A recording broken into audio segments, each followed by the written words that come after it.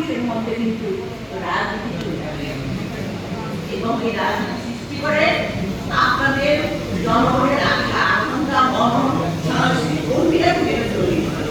যে সাংস্কৃতিক কর্মী আমরা এখন অভাব করছি, আপনারা সঙ্গে ওরা সংখ্যাও নিচ্ছে।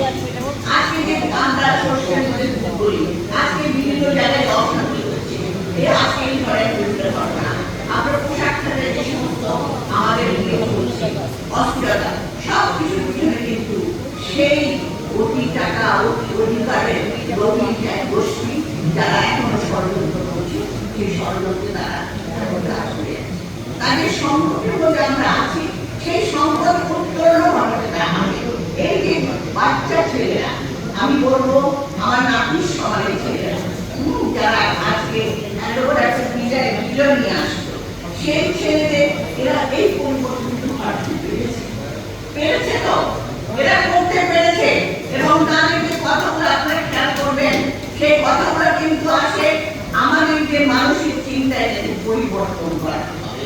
যেটা হয়তো যেটা মান্নাসে বললেন বর্তমানে উপদেষ্টা মন্ডলী ওনারা কতটা বুঝতে পারছেন, কিংবা ওনারা হয়তো ওনারা তো সম্পূর্ণ সুশীল সমাজের লোক যারা বিভিন্ন এনজিও করেছেন, আর রাষ্ট্রযন্ত্র কিন্তু সম্পূর্ণ আলাদা।